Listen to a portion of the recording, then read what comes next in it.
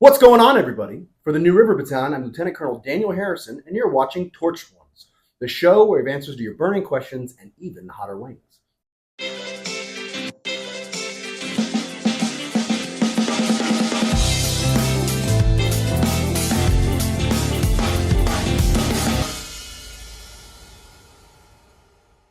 And today, we're joined by two of our seniors who have been doing some serious heavy lifting on the battalion staff. Paul Andre Hargett III, aka Trey, is from Reston, Virginia, and is a proud Nova kid. Trey has spent this semester getting developed as the Deuce, or the battalion S2, the intelligence officer. He is in November Company in the Corps of Cadets and comes from a family with a wide array of service in uniform and out of it, supporting the nation. Trey hopes to join the first and greatest branch in our Army, the United States Army Infantry, and is distressed by the state of the Southern Comfort Blue Plate Special Breakfast at Turner's campus. Yeah, go munch. Amadou Mokhtar Koné, aka AK and AK-47, was born in Lawton, Oklahoma, home of U.S. Army Field Artillery Big Guns at Fort Sill, but considers Honolulu, Hawaii to be home, all of which I suspect is related to your dad's 27 years of service in our Army. Amadou has also been developed immensely this fall as our Battalion S4, or Logistics Officer, responsible for providing all of the things for training and PT. And he is in Lima Company in the Corps of Cadets. Amadou really enjoyed his cadet troop leader training experience with the Signal Unit at Fort Liberty, North Carolina this past summer. And like Trey, wants to be cadre at Cadet Summer Training 2025. Gentlemen, welcome to the show. Before we get started, what's your experience with spicy food? I've had a little bit. I'm a big fan of Indian cuisine, so a little bit here and there, but not that much. I grew up eating a lot of spicy food. Both my parents are from Senegal, West Africa, so I've had some experience with that. Okay. We'll see how you enjoy the experience. You ready to try our first piece of protein? Yes, sir. Hey, this is hot dog sauce. It's really tasty. Let it know.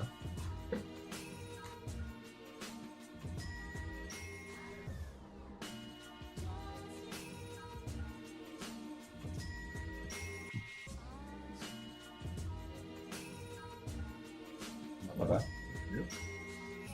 All right, gents. Well, here we are heading into Thanksgiving break. It's been a sprint all semester up to this point, especially getting to the FTX in September. What have you learned this fall running the battalion? Preparation's a big thing. Definitely looking even farther ahead than what you're already looking at as a far-term goal. And obviously just preparing for anything to go bad, as we saw at this FTX with the weather. And it's one thing I wasn't expecting to be as bad, but definitely one of those things that was on the radar. Sir. Hurricanes get a vote, it turns out. I say for me, I learned just how important logistics is, especially me being S4 and kind of seeing the background of things. Before I was just a cadet, expected everything to be there, but from the S4 side, getting all the MREs ready, all the gear ready, it takes a lot of pre-planning and obviously work beforehand before everyone shows up. So. Yeah, there's no magic wand. You actually have to think through resource and plan, like you said. Those are good lessons. Now, Trey, you have beef with hard candy, but you love Haribo gummy bears. Yes, sir. What have you done with all the Jolly Ranchers I've given you over the last 3 years? I've had those are the only ones that I'll accept, but going out of my way to get hard candy, it's the negative. So Why? I don't know. It's because the reason why I like gummy bears so much is whenever my dad and I would we'd be running errands for how dads they say you're gonna be gone for 30 minutes and you come back 12 hours later done 12 different things. But he'd always stop and go into a 7-Eleven and always get gummy bears, or he would get them or I would get them. Either way, he was having some. So it was just one of those things I always kept as a memento from him. Well, that's cool. I mean, yeah, you got to pay the dad tax, but that's not okay. Sure that it was actually the opposite for me. My dad was often on target. My mom would say we're going to the grocery store for 30 minutes. My brother and I would wait, and she'd come out 2 hours later with a full cart. It was like, Mom, you said you were just going to get a gallon of milk. What happened? Yeah. Okay, so what's up with the blue plate?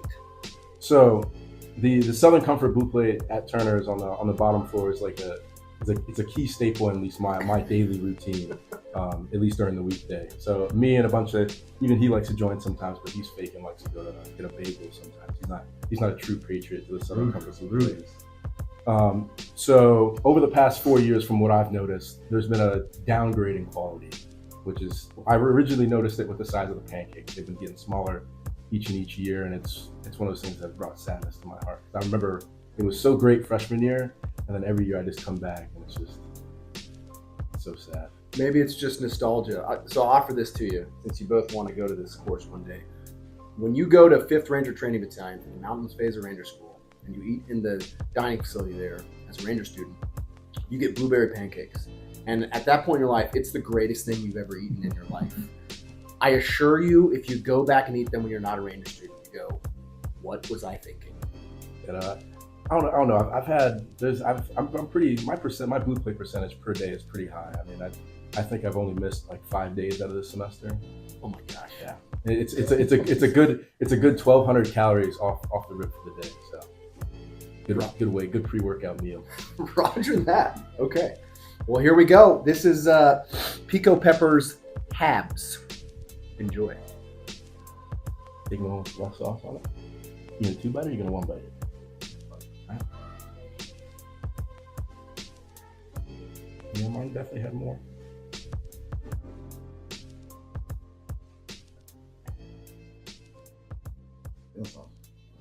A little bit. I think that one really complements the chicken. So this was air fried chicken. It was brined beforehand in a spicy bread and butter pickle juice and pickled jalapeno juice. And then that's the cornflake crumble is the breading. And that paired really well there. Now, Amadou, your dad retired as a CW4 with 27 years of honorable service to our Army. And your brother is a year behind you at my rockbound Highland home, United States Military Academy. What advice have they given you, and what advice have you given your brother? So one thing my dad always my face. Watch the eyes. One thing my dad always mentioned growing up is and like I said earlier, the importance of planning. Like if you don't plan for, how the saying goes, you're not playing to succeed, you're playing to fail. Or just planning in general. Failing to plan. If you fail to plan, you plan to fail. Yeah, exactly. So just all throughout there, my dad being in the military as long as he has, he always tries to instill like those kind of military values in us early. So at this point, I understand just keeping my head clear, making sure I'm doing the right things at the right time, and always like, even though I may not feel like there are eyes on me, knowing that, especially in the uniform, a lot of people can be looking at you. So always trying to set a good example, especially for my siblings. That's where it goes into my brother, and especially him being at West Point. I know he may not have as much freedom as we do here at Virginia Tech as civilian students, quote unquote, but he understands the training value he gets out of being at the United States Military Academy compared to us. So there are definitely the pros and cons to it. Sure, yeah, you get fewer things on your plate, but they control a lot more of your time there. Whereas here, after your first semester, you can be a normal student as much as you are able to. Fitre sandwiches are your preferred finger food of choice. Yes, sir. Amadou, you select sushi. I prefer a well-prepared glizzy on a pretzel bun. That's a hot dog for those of us that speak normal English.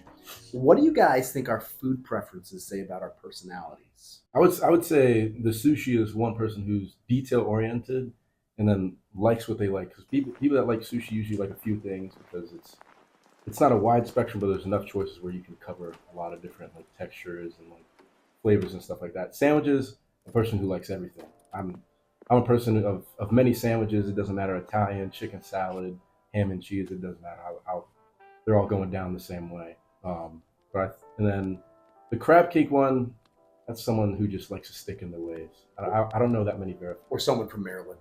Yeah, that's my experience. Yeah, that's at least what I have. So I think for you said you like hot dogs. I do. I'd say on a pretzel bun, very specific. Okay. Toasted pretzel bun, gotta have ketchup and mustard. I'd say I'm for that. You probably enjoy just like relying on things that are always going to be there. So, I mean, no matter where you go to, a football game, baseball game, or even just some kind of barbecue, there's always going to be hot dogs. Yeah, I'll buy that. So what is, like you were talking about Amadou giving advice that he's given. What would you give advice to like your younger self? Well, man, that list is probably too long to articulate, to be honest with you. I would say it's most of the things I say to you guys, which are People are the most important resource. So invest in your people, and it's an investment that has a limitless return.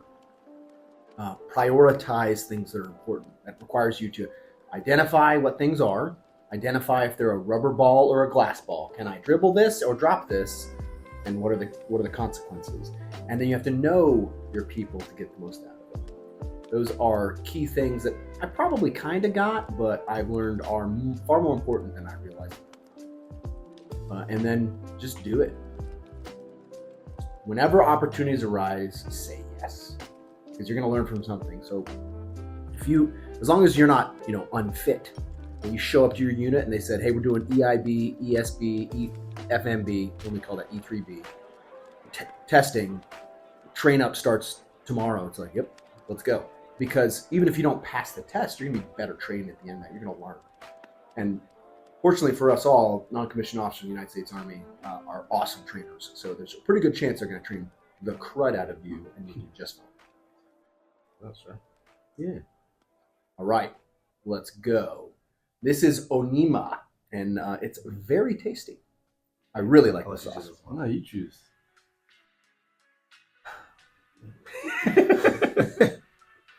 This one definitely has more on it. Good. I got the one on the last one. Cheers.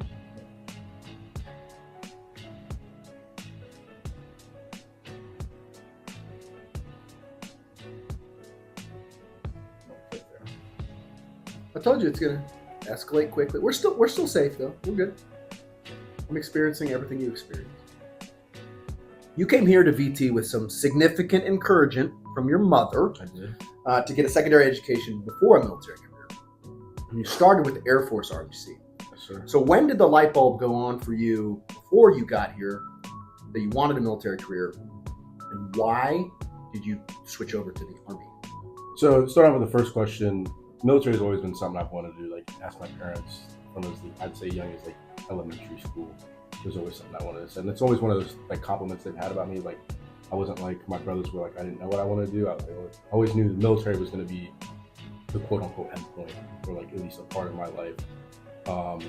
And so kind of going into my high school year or high school like time is when like it seriously started hitting. And senior year was like, okay, I'm actually going to do it. Originally wanted to be a pilot, but didn't really.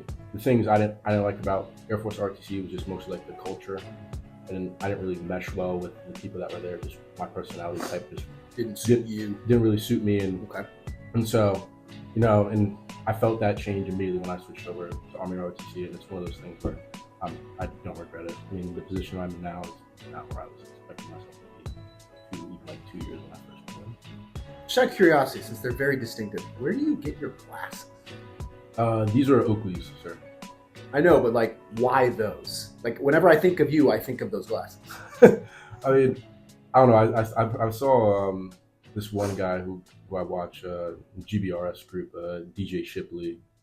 He had some on. I like the way they looked on him, so I thought might as well try them out for myself. So, Amadou, you and Trey both share a preference for hip hop. And what is the ultimate playlist you'd pick for him, knowing that his three favorite artists are Kid Cudi, Kendrick Lamar, and Lil Wayne? Let's say for Lil Wayne, a lot of the older Lil Wayne is the best. So I think all the Carter 2, 3, and 4. Let's say I'd recommend that for Trey. I don't listen to a lot of Kid Cudi. That's more of like a late night drive kind of music. Cudi, forgive me. Oh yeah, sorry. Kid Cudi. And who's the other? Kendrick Lamar. Kendrick Lamar? Yeah, his discography is crazy. Any song you choose, lyrics wise, melody wise, is great. So Amadou, how does one accomplish the feat of being able to run the Marine Corps standard obstacle course in 43 seconds, knowing that the Ranger Company standard is 70? That's almost twice as fast as you need to be. How? Oh, all right. So the story about that is all throughout Ranger Company assessment, I was wearing the new Cadet 11s.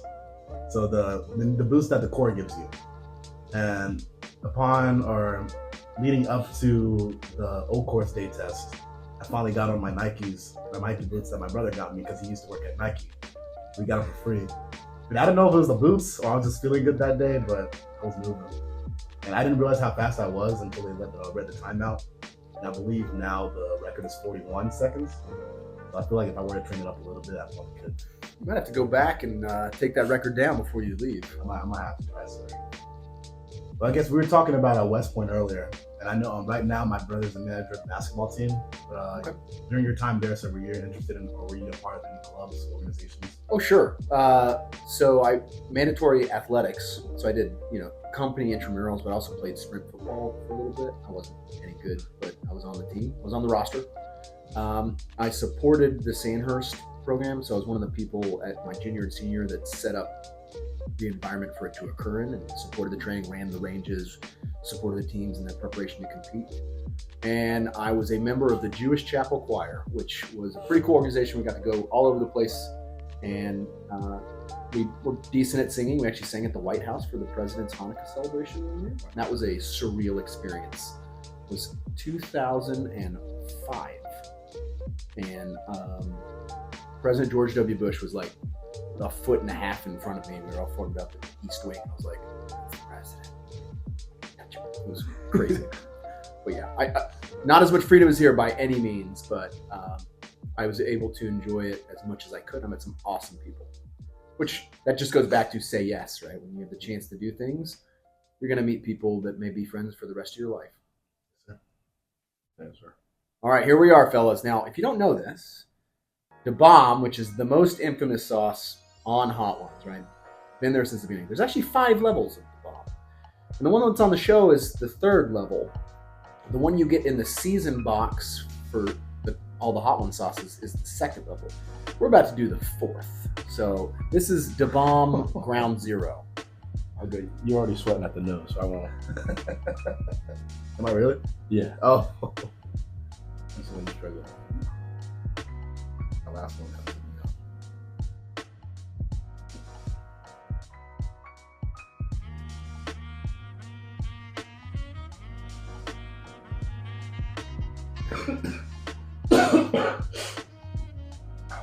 These sauces were created to be an additive, like chili, not meant to be placed directly on something. So, what we just swallowed will no doubt be a challenge for all of us. But what is the hardest thing you've done or overcome during your time with the New River?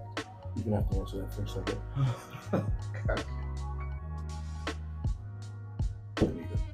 guess. I'd probably say ranger assessment. I know leading up to it, or actually coming into Virginia Tech freshman year, I didn't really know much about Ranger Challenge or Ranger Company or anything. And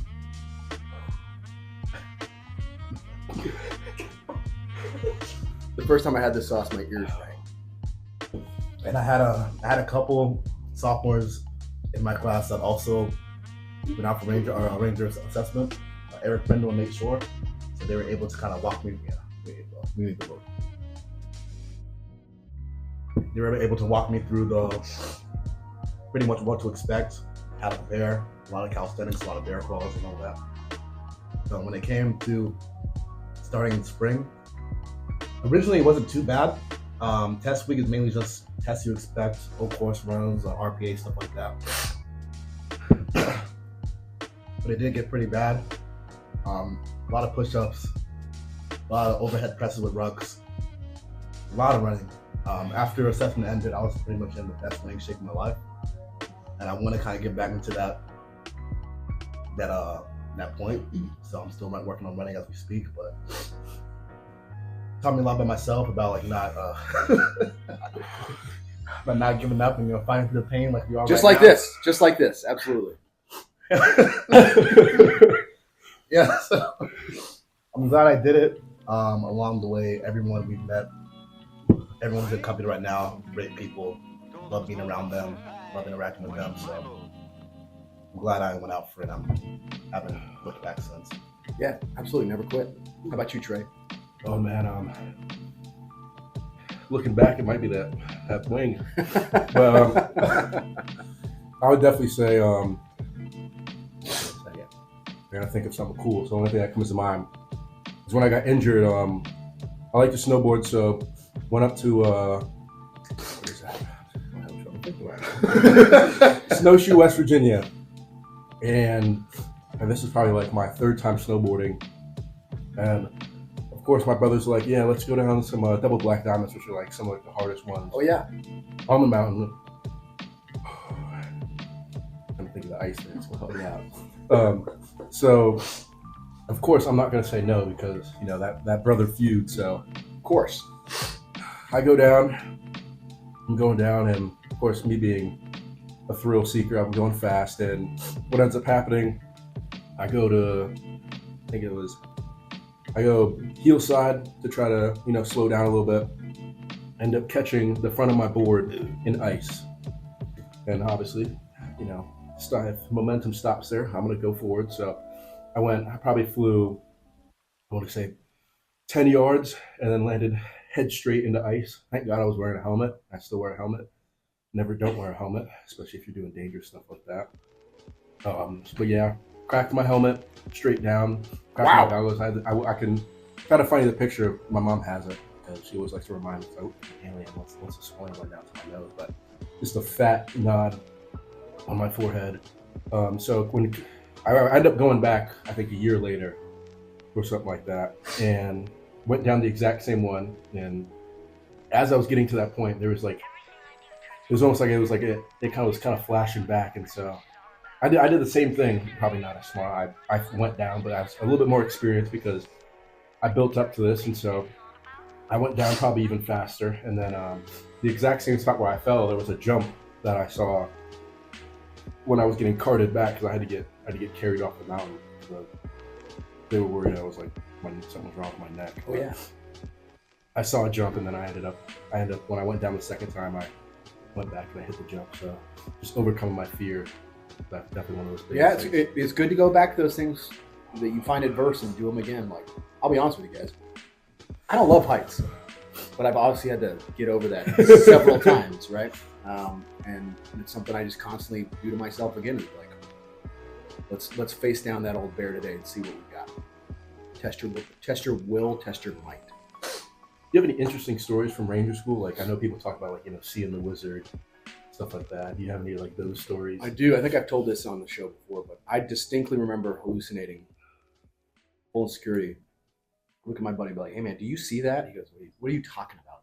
Like, do you not see the knight swinging a mace walking towards us?" He goes, "No." I'm like, "Okay, then I guess I don't have to be concerned." I did see a guy try to put change in a tree because he thought it was a vintage. When you push yourself to the limits, your brain starts to fill in the blank space with interesting things. But it is absolutely doable. You guys have done, at this point in your career, everything you will do at Ranger School. It just gets stacked up on top of each other. Oh, man. Again, that one is worse than the one that got Shaq. Where he's like, "I apologize, Kansas." But here we are. All right, hey, you have made it all the way to the top of the mountain. But we're about to get on the peak and then dive in tongue first. And that's because I'm new to this. we're at the last dab. So it is customary around here to put on a little something extra. You don't have to. I won't judge you, but Other people will, sir, so I have to. you know, it's your choice if you want to let peer pressure determine what your own decisions. You can do it first. I'll do it as much as you do. I'm new to this, man. The last dab.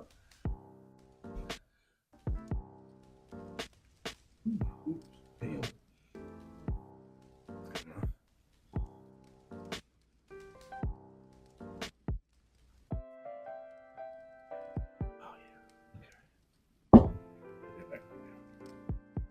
You struggling? Breathing a little hard. You just safe that weapon system. There you go. Put that right there. All right, gentlemen, let's do it. Wish you the best of luck. See you on the objective. Cheers. Oh, yeah.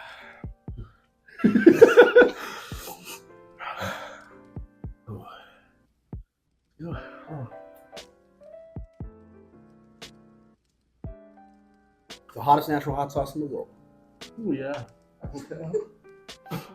Hit the show. All right, Amadou, as the last dab attempts to destroy our internal organs, deconstruct us, you have a desire to join the engineer branch and graduate Sapper, Ranger, Airborne, and Air Assault School. Why engineers and why those courses?